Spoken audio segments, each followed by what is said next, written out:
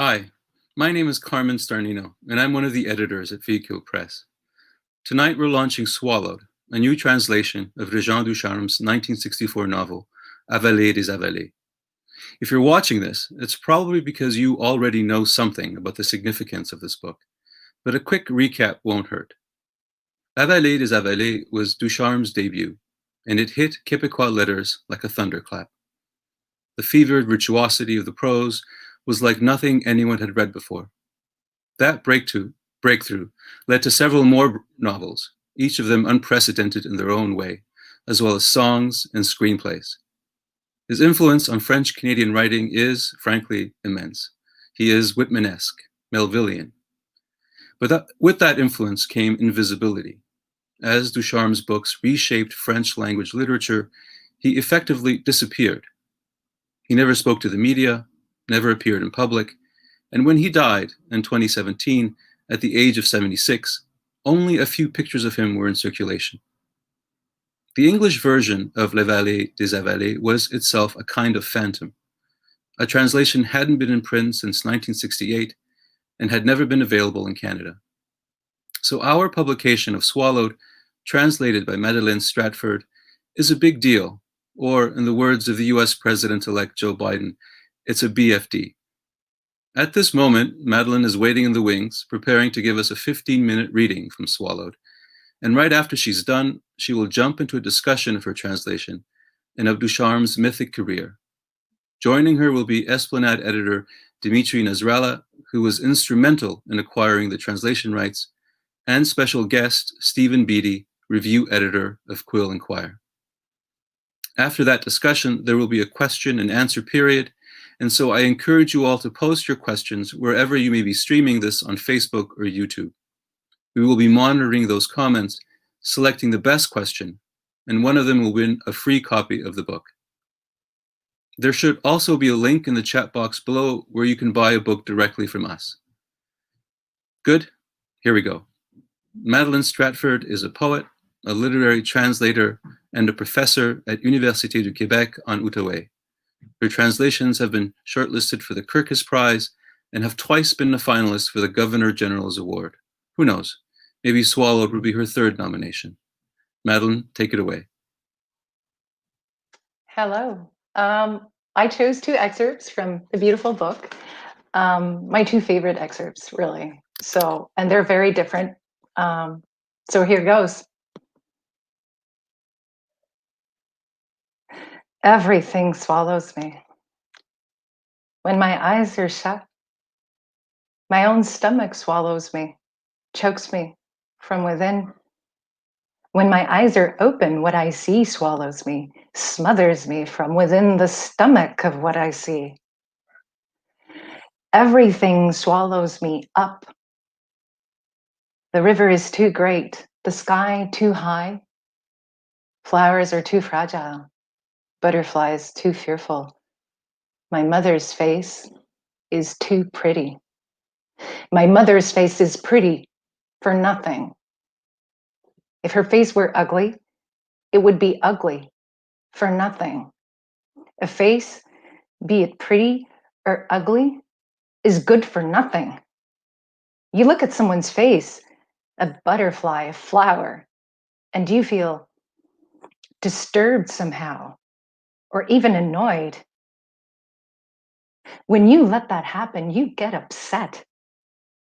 There should be no faces, no butterflies, no flowers. Whether my eyes are open or shut, I'm always enclosed. The space around me suddenly runs out of air. My heart tightens, and I'm overcome with fear. In the summer, the trees wear clothes. In the winter, the trees are bare naked. They say the dead are pushing up daisies. The gardener found 2 old barrels in his attic. Do you know what he did with them? He sawed them in 2 to make 4 pails. He put 1 on the beach and 3 in the field. When it rains, the water gets trapped in the pails. When they're thirsty, the birds fly down and drink from the pails.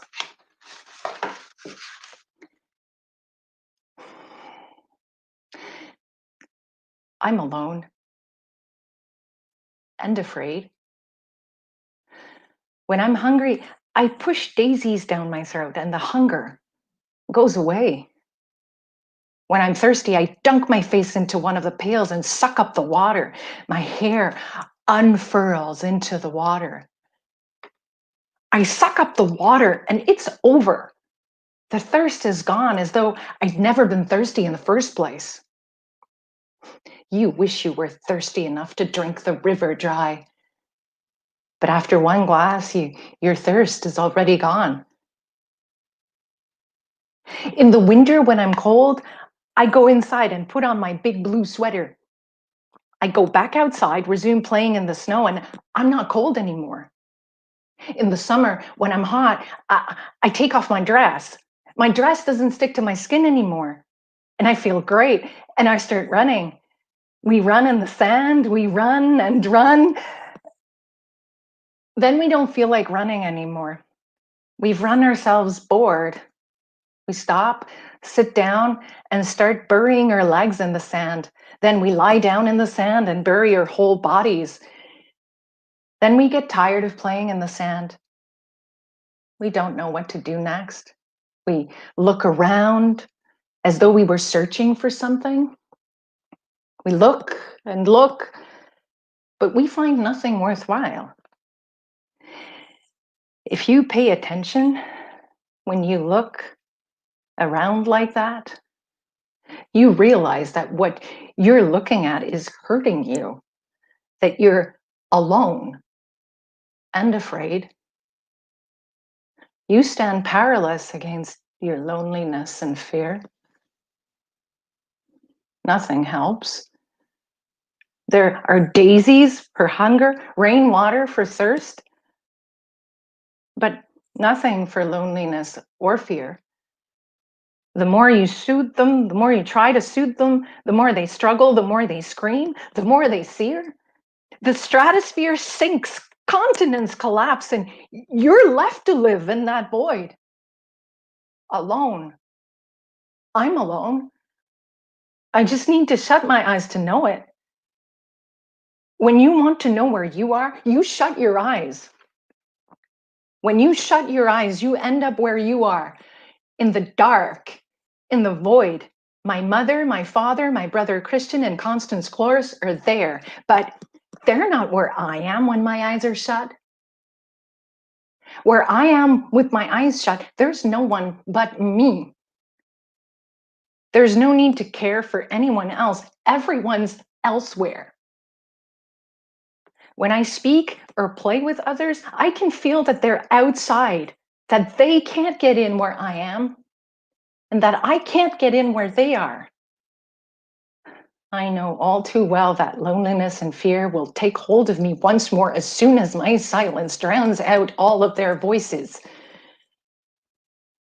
You shouldn't worry about what happens on the land or the water surface. It changes nothing to what happens in the dark void where you are. Nothing happens in that dark void. Waiting is all there is in there. Always. Waiting for you to do something to make it end, to get out. Others, that's far away. Others flee like butterflies. A butterfly is far away, as far as the stratosphere, even when you hold it in your hand. You shouldn't worry about butterflies. You suffer for nothing. In here, there's only me. That was the first excerpt. Second one is chapter 13. And chapter 13 is almost a standalone story within the story. It's my favorite part of the book. And it's very different from what I just read.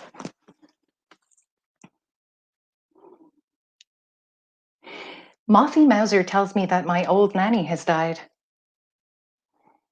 Here's the story I made my old nanny tell me 1,000 times. That year, spring came at lightning speed without warning. Besides having to withstand the attacks of seasonal fevers, The nuns had to cope with the brutal passing of an abbess they worshipped, and then look on helplessly as her domain was desecrated by a young stranger with a sharp tongue and a stony stare, who was rumored to owe her high office not to her piety or charity, but to her noble birth. When tragedy struck, however, daily life had apparently returned to normal, following what seemed to be a new order to which everyone had grown accustomed. That night, the new abbess, who had been more haughty and moody than ever for a week, had not attended any of the services, and nothing appeared to justify such serious omissions. The nuns didn't worry. They took offense. Inflamed by the bitter influence of their older sisters, they rejoiced in having found fault in the arrogant abbess. No one dared to dig any deeper. The new commandment was that Mother Saint Denial's sleep was not to be disturbed under any circumstance. Sister Sacristan loves to run. She whooshes through the whole abbey at full tilt, dark, gloomy hall after dark, gloomy hall, making the walls crackle with the sharp rattle of her ratchet as she rallies the troops for low mass. Without realizing it, she runs past Mother Saint Denial's cell. She slows down. She stops.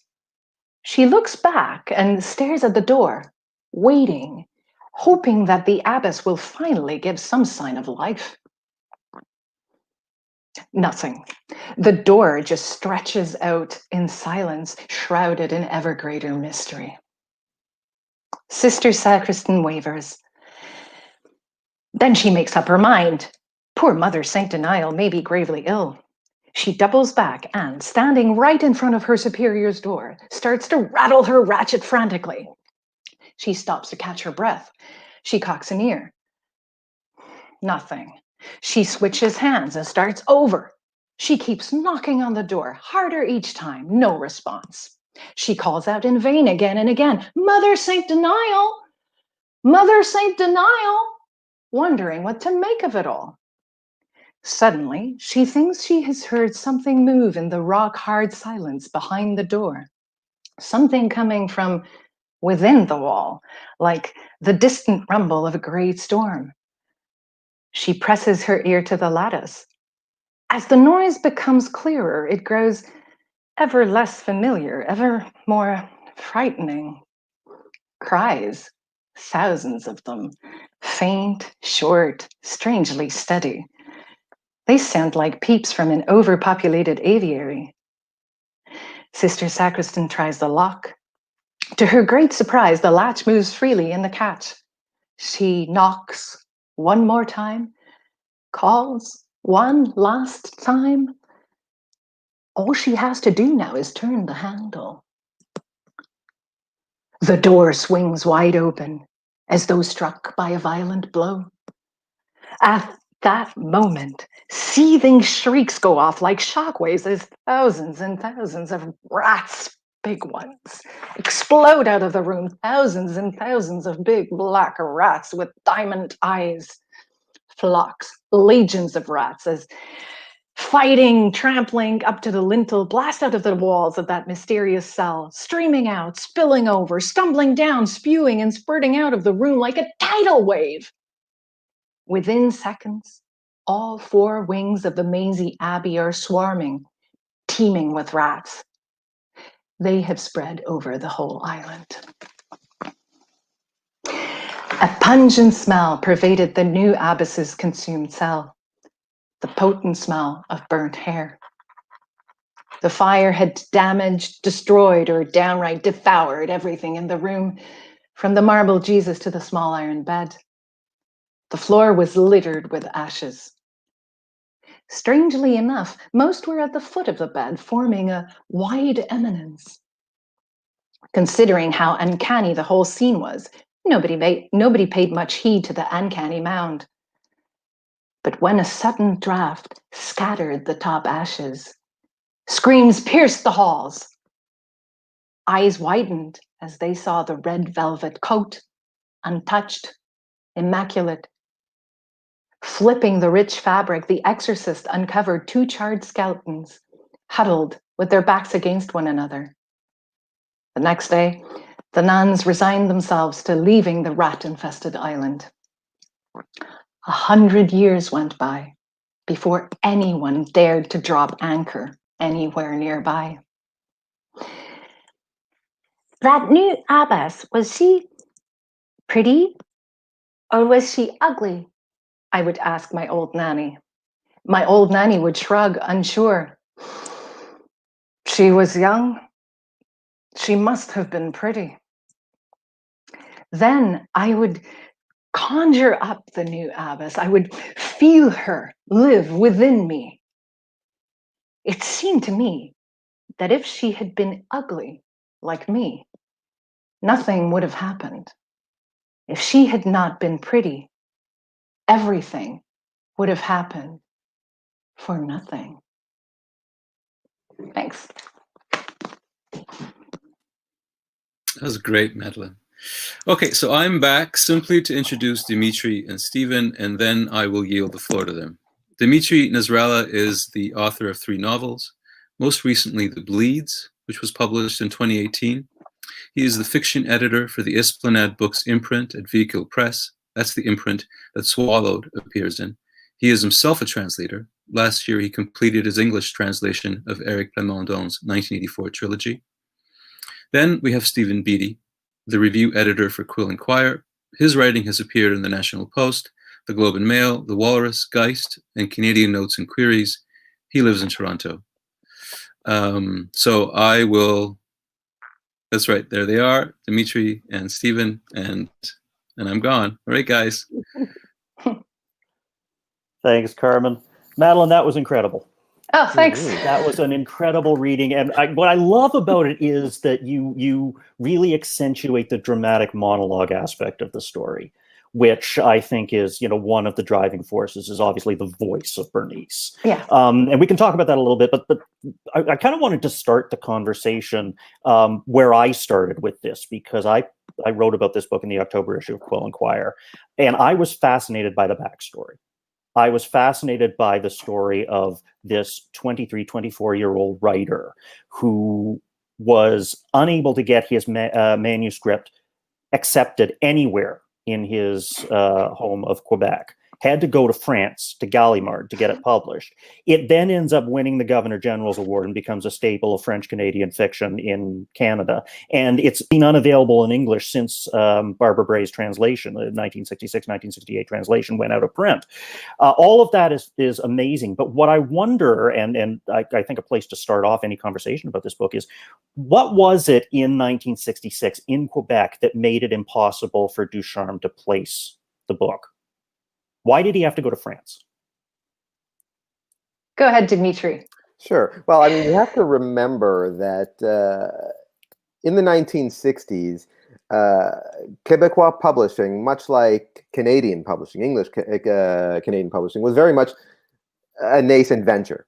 And it was part and parcel with this growing sense of nationalism that was only beginning to take root and to flourish at the time. So it wasn't the publishing environment we know today. There weren't the dozens upon dozens of houses that you could go to. So I would imagine he went to a clutch of houses, and once those rejections came in, there was really nowhere else to go. And he's probably not as internet savvy as we are today. So Gallimard would have probably been an address from his bookshelf. And that would be my guess as to why he went in that direction. I would imagine a number of other prospective Quebecois writers would have attempted similar things with lesser fortunes.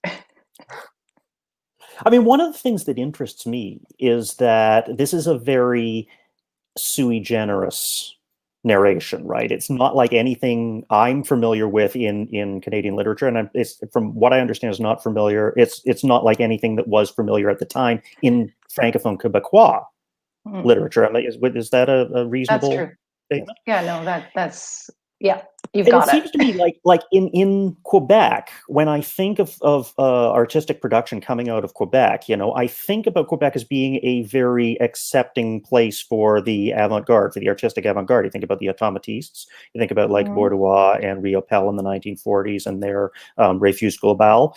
Even in the same year that Swallowed was published in English, Leonard Cohen published Beautiful Losers, which was one of the most boundary-breaking novels in all of Canadian literature. So I wonder, like, why was this particular book? Why was there hesitation with this book? What was it about the language of this book that caused people to sort of step back and say, we're uneasy with this?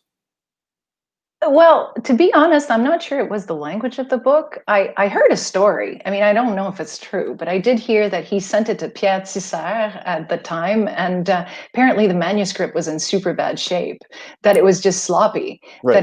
that it had stains and stuff like that. And he was told if you retype this and send it again, we might take a look at it.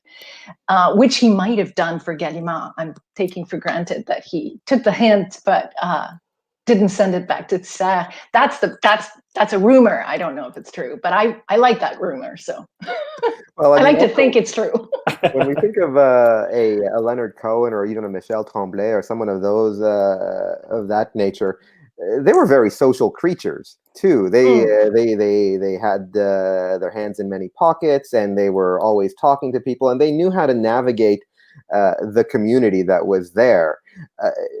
Réjean Ducharme is coming from a very private place. I mean, this is someone who was really isolated before his books came out. And the story that Madeleine just shared with us attests to the fact that this is someone who is really just like a lone wolf in a lot of ways. So I can almost picture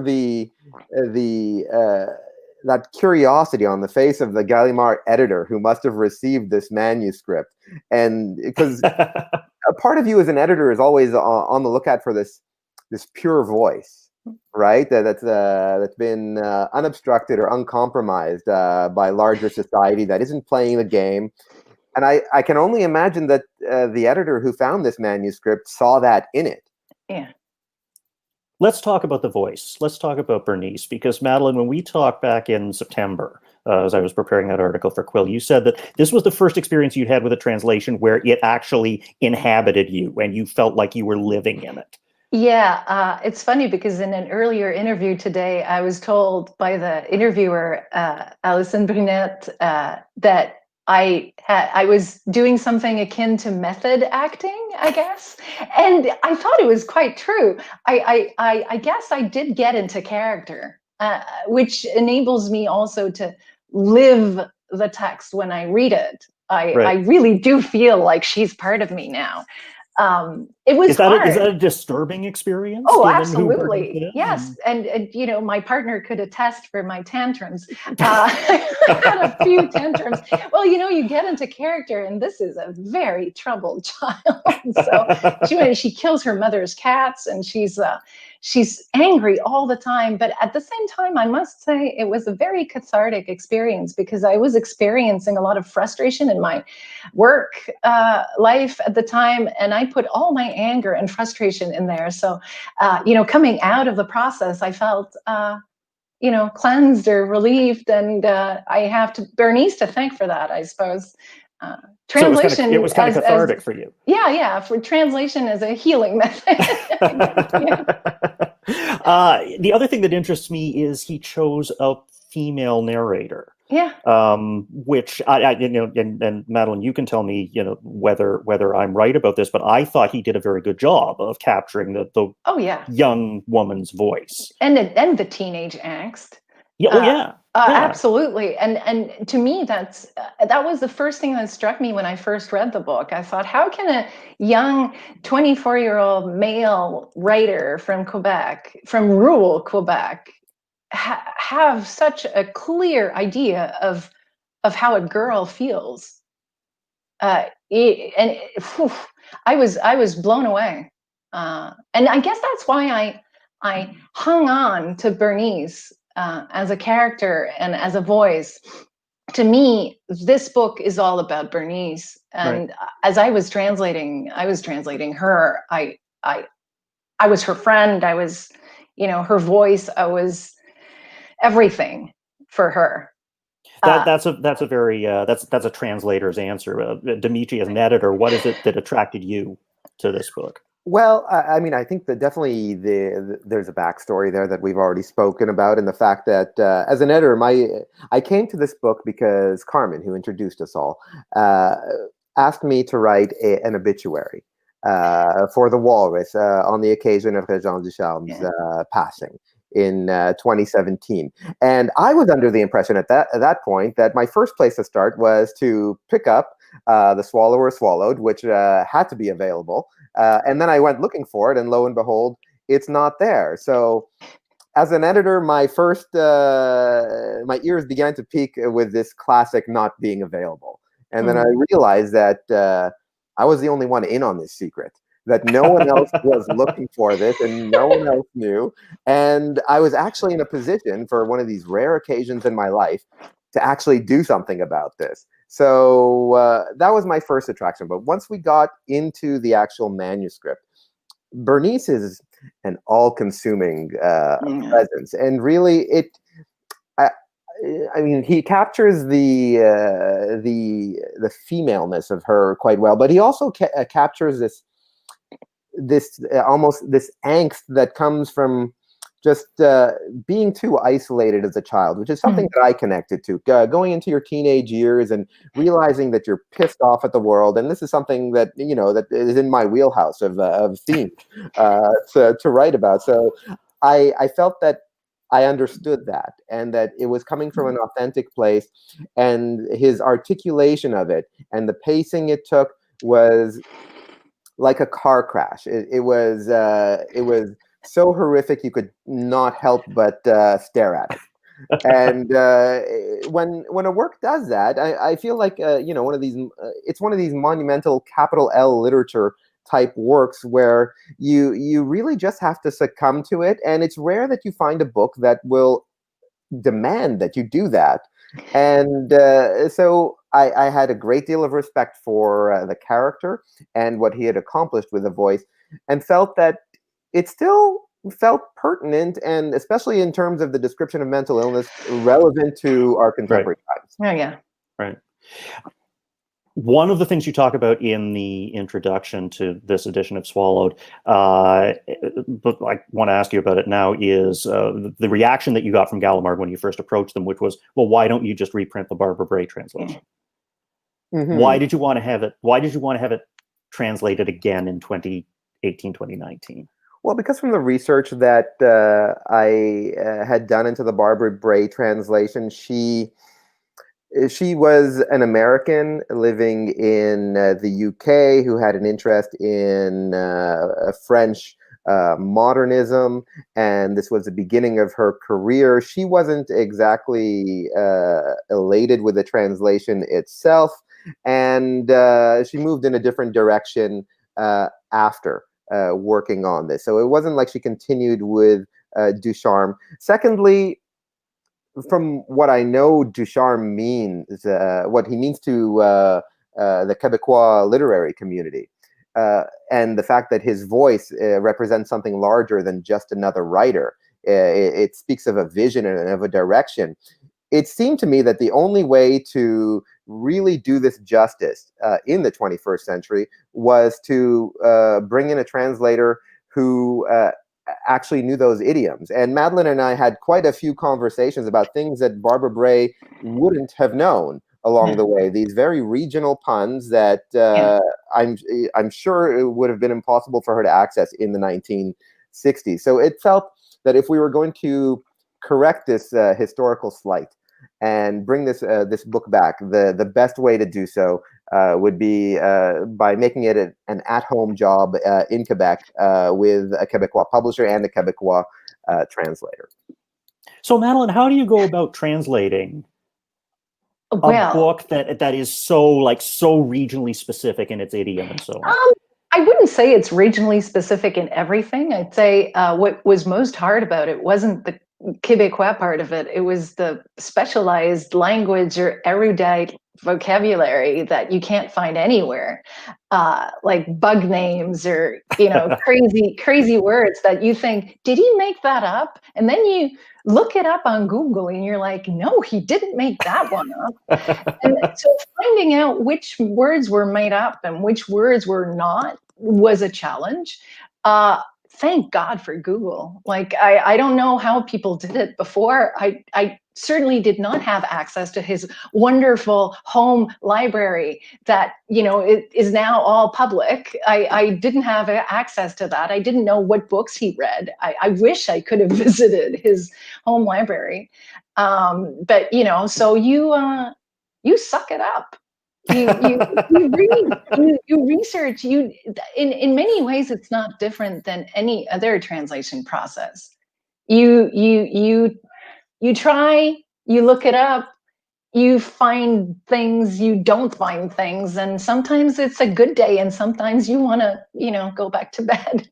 I like the metaphor that you used when we were talking earlier about the you feel like a translator is kind of akin to a car mechanic. Yeah, no, taking really, apart an engine yeah. to find out how it works and then putting it back together again. Yeah, it's really about taking a book apart and putting it back together. And yeah, I think there's a science to that in many ways. You need to know how to put it back together. You can't fail. Once you've put it apart, you can't fail. Right. Because the machine needs to work. Like well, and this is such a high wire act in that sense, because the voice has to be consistent throughout, and it's such a such a difficult layered dramatic monologue. I'll tell you what, it's the something had never happened to me before, and it's when I received the first few comments from Dimitri, I burst out crying. I literally, like tears were pouring down my cheeks. I was like, oh, he likes it. Oh my God. I'm so relieved, you know? And I'd never experienced such relief before because I hadn't shared the book with anyone. And knowing that I'd done a good job was so fulfilling. I mean, I've translated other books before, but this one felt close to home. You know, it really felt, I took everything personally with this book, and I'm still taking everything personally. But I've never felt this possessive, I guess, about a translation before. And you had not read the Barbara Bray translation? No. That's something you don't do when you're being asked to do a new translation or a different translation of a book. And Dimitri wanted me to bring this back to North America, back to Quebec and Canada, and he wanted me to bring it into the 21st century. So there was no point in reading her translation at that time. But I was curious enough to buy a copy once the book was in print and in my hands. I felt like I was too curious to pass that opportunity. And I'm a scholar too, so I guess if anyone writes articles about this, I want it to be me. I'm possessive. I said I take this personally. Have you gone back and done a comparison? I've started taking a look. And you know, I feel like we're sisters because we went through this. We survived this. We both went through it. And you know, I don't think it's about who did a better job. I think it's about for whom we were translating, and we were translating for radically different publics. One of the things that I think is interesting is you talk in your translator's note in this edition about being approached by the German translator of the book in, I think, 2011 to ask you to help. And you say, like, you know, there were passages that you didn't know what to do with. Like, you're like, I don't know how to tell you. I don't know what this means. I don't know how to communicate to you what this means. How has your relationship with the book changed? Oh, it has changed tremendously. I mean, we're talking about that episode was like almost... I think we're talking almost 10, 12 years ago. So a good 10 years ago anyway. Right. And up to then, I had just read the book, you know, as a casual reader. So reading as a casual reader is very different from reading as a translator. And in fact, there's a lot of books where I accepted the contract reading the book as a reader and thought this is going to be fun, and then, you know, swore my way through it. You know, so reading the book to translate is a different mindset. And so, but still, that experience with Till Bardou was helpful because it sort of ignited that first spark of starting to think about this book as a translator. Obviously, I didn't think I could. You would have asked me, do you think that you're going to be asked to translate this one day? And I would have laughed at you. And then when Dimitri called, I was like, "Are you kidding me? Like, what?" I said, "Do you even know that I did this with the German translator several years ago?" And he was like, "What?" And then he tells me the book doesn't exist. I'm like, "Yes, it does. I have 2 copies in my office." And funny enough, Till Bardou's translation came out in a new edition just this year, and he sent me a copy for my birthday. So I got my baby and my adoptive sort of nephew, baby, German baby, on almost the same week. Yeah. Very nice. It's interesting to note that this book has been in print in other languages. Oh yeah. For the whole 50 years. It just hasn't been available in English. What do you put that down to? I'm not really sure. The English language is notoriously hard to break into, and we don't see it from the outside, but I see it from a lot of the Quebecois publishers. Getting into English, getting into Canadian English is one story. Getting into the US and the UK is almost nearly impossible. But they definitely go into European languages a lot more regularly. There's a much stronger relationship there. But for some reason, English literature and the English publishing community is not a tough one to crack if you're on the outside. It is a tough one to crack. Right. We've talked about the translation from French to English in Canada before, and one of the things that I have been pushing for quite some time is more translation from Quebec French to English Canada. Well, because as far as I'm concerned, like for the last couple of decades, Quebec has been the most interesting region in Canada when it comes to it was Dimitri who convinced me that it's not English Quebec, it's French Quebec. Well, English Quebec is good too. Well, English Quebec is good, but I mean, when you talk about like writers who are breaking new ground, who are trying new things, who are advocating for approaches that go beyond the sort of traditional naturalist historical romance that has been sort of the foundation of CanLit. And what I think is really interesting about this book is that it came out in 1966, which was right when CanLit was starting to lay its roots, right? So why do you think that it didn't make more of an impact in English Canada at that point, as Coach House was appearing and House of Anansi was appearing and Canadian literature was starting to get established? Well, we can say that there was a little political interference. The French and English sides of this country have not been as good friends as they are now for a very long time. And I think that had a big, significant part to play in the situation. And I think Madeleine probably has more to say on that. Well, there's the other thing is the book came out in Paris, right? So it's outside of the Canadian almost very small industry at the time. Right. And so it's only fitting that it would be translated in the UK, which is, close to France. But when it's translated in the UK, it stops being a Canadian book altogether. I mean, there's too many things at that point. It's a French book translated into English from England. Right. So it doesn't market well at that point. Do you think that when the book first appeared, there was institutional pushback because he was not writing in a kind of traditional way? And you talk about people like Michel Tremblay, who scandalized the Quebec Society by writing Joual. It didn't feel at the time as though if you were writing something that was outside sort of, what was considered to be very high-end French literature, that you could be embraced in Quebec. Do you think that there was any of that institutional pushback at the time? I don't know, to be fair, but I would only say that this book doesn't contain a lot of what you would call joual or what people hear when you say Québécois French. Right. Yeah, he's got his own It's- private language underway more than anything. It's an idiolect. Like Right. Ducharme really created his own kind of French, which is something other writers do in Quebec. I mean, writers tend to create this non-existing French in their novels. I'm thinking Kamouraska. You know, I'm thinking. You know, there's Anibert has done that. So I wouldn't say that would be the reason. Not linguistically. No, it wouldn't be linguistically motivated. The contents, though. I mean, the story itself, I think, would have been enough to shock good Christians. Right. You know, for sure.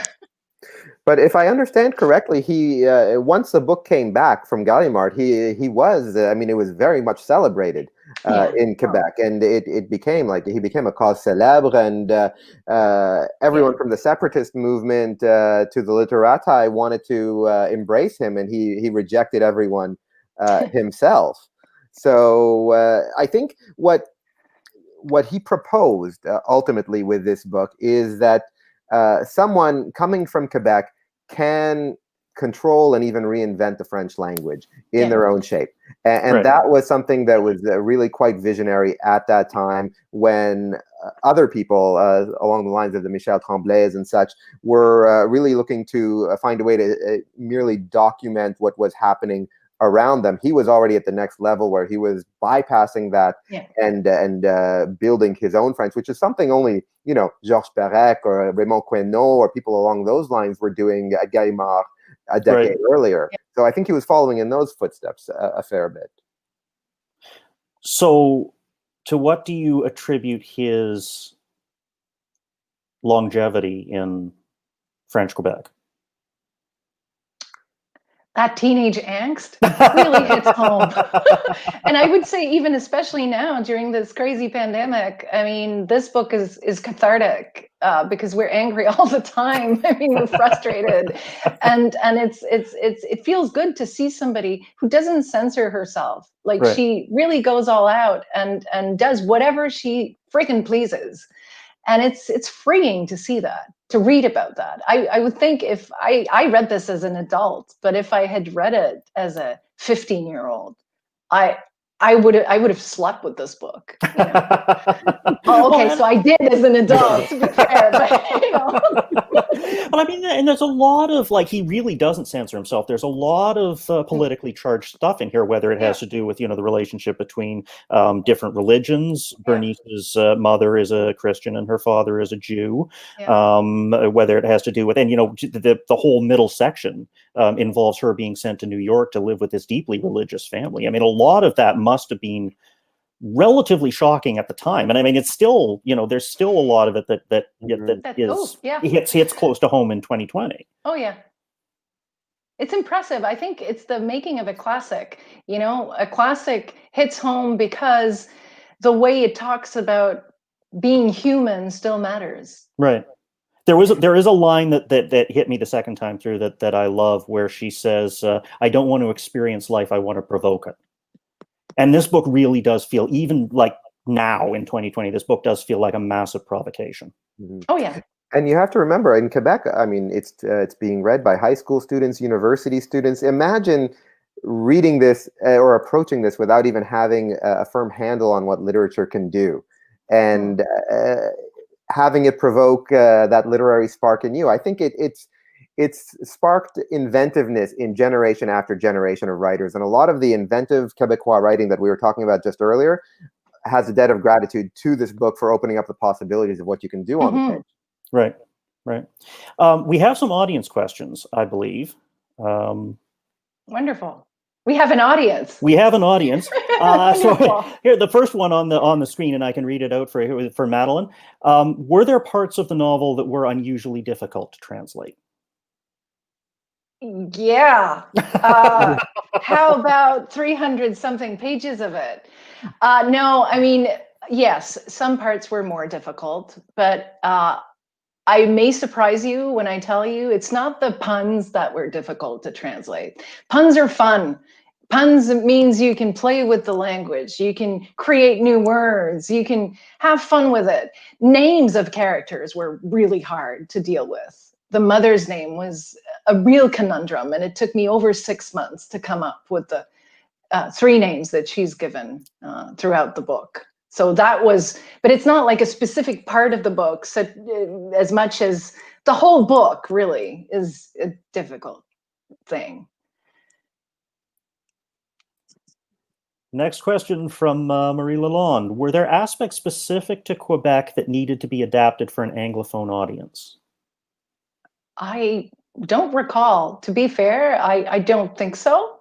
Because the book, the book doesn't really happen in Quebec that much. I mean, the Abbey is nondescript. It could be in Quebec. It feels like it might be, but you know, it's pretty nondescript. And then most of it happens in New York and Israel. So if anything, what felt to me very natural was thinking of English Montreal, Jewish Montreal, Jewish New York, and that to me felt really North American. I remembered friends talking, and so it needed to recall things that were believable from Quebec, language-wise. But it's not about adapting something from Quebec language into Canadian English. It's more about making sure that the English relates to the things that are described or told in the book, which weren't necessarily very Quebecois. I don't know if I'm putting this clearly, but we had a fair number of questions about issues relating to race. That I mean, they were different in the 1960s. That we had to really tiptoe through to figure out how are we going to communicate this to a 21st century audience. And that was probably, I mean, I remember that being one of the areas that we really spent a lot of time thinking, how do we not compromise Ducharme, but also communicate this in a way that doesn't lose an audience? And did you also, sorry, go ahead, Madeleine. To me, the answer always came back to, would Bernice say this? Would Bernice think this? And you need to remember, this girl is a bit of a psychopath. She is shocking. You know, she doesn't care for people. What I mean is, let alone races. She doesn't think of people as human beings. She thinks as people around her are things. There's that wonderful, late in the novel, there's a wonderful paragraph that just hits you like a Mack truck, where the chapter starts with her saying, okay, now I'm just going to go and take a poker and kill people. I'm just going to go and I'm just going to go and like beat them over the head. That could be.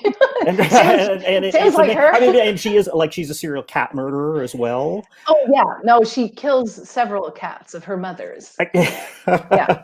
But I also wonder, when you talk about race, like, were you nervous around issues of anti-Semitism, dealing with the Jewish family that she ends up with in New York? Yes. We, again, like Dimitri said, we tiptoed around a lot of things, but at the same time, because the main issue was, we want the book to be shocking for the right reasons. Sure. You don't want it to be shocking because there's a disturbing word somewhere. You want it to be shocking because Bernice is crazy. You know? And so it's a fine line. Right. Well, that's it. The first person gave us a lot of license to work with, but it was really about how we were going to communicate certain things, especially around Jewish communities. There's a black character at the end of the book that we had to have some conversations about how we were going to translate those scenes.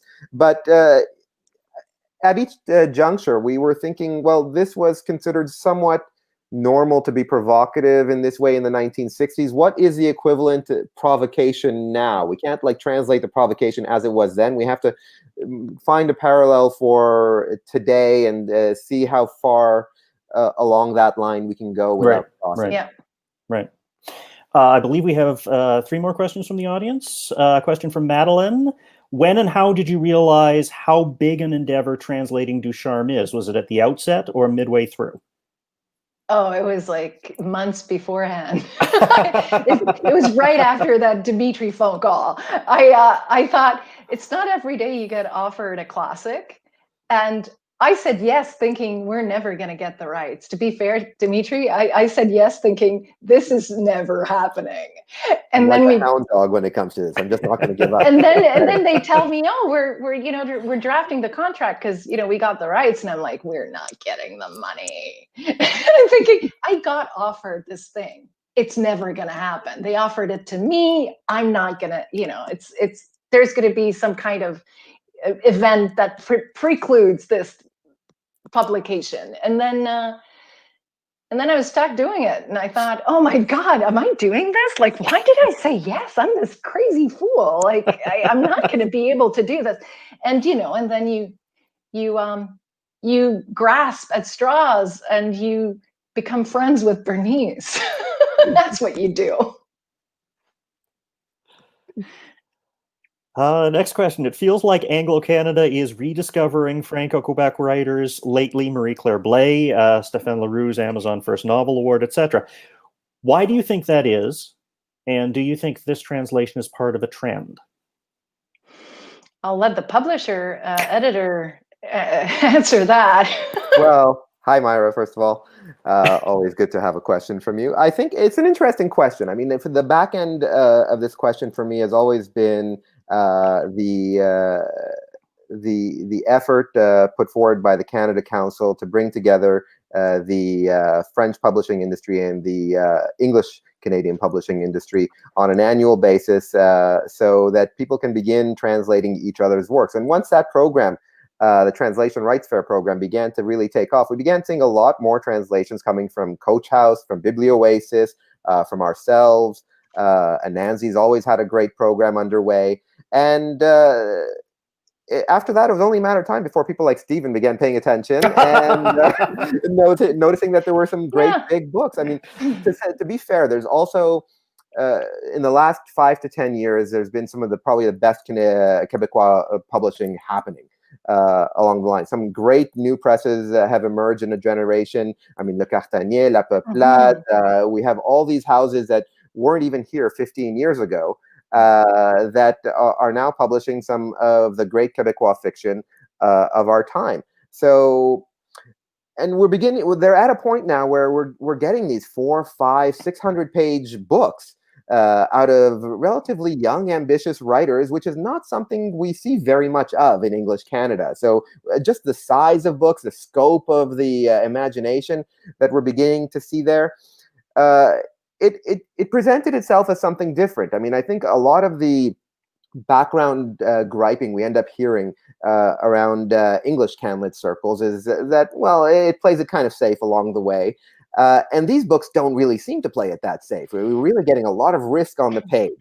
So is this book part of a trend? I would say it started the trend in terms of being provocative, being risky, being uncompromising. And so it's only fitting that it comes out again now to join this new peak in Quebecois writing that we've been experiencing. I couldn't agree more, and I should also shout out Kevin Williams at Talon Books. Yes, he's been who has also done some wonderful translations from French to English. I think we have one more question. How about other books by Ducharme? Do you have any plans to translate them, or do they already exist in English? A few already exist. I think there actually is, speaking of Talon Books, I think there actually is one. Yeah, a few. I think 2 or 3. Well, 2 or 3 have been translated. There are no plans right now. I need to rest for the next few. No, I'm not kidding. I think in many ways, when you've translated Ducharme's La Vallée des Avalés, it can't get better. To me, it's the book. I couldn't imagine, and if I did well with this one, why push my luck? I'll translate easier authors from now on. If Madeleine ends up getting a GG for for her work here along the way, she can expect another phone call from me. Well, obviously I have to keep working. No, but sometimes when you've experienced something this powerful with a book, you need to stay with that experience with that author.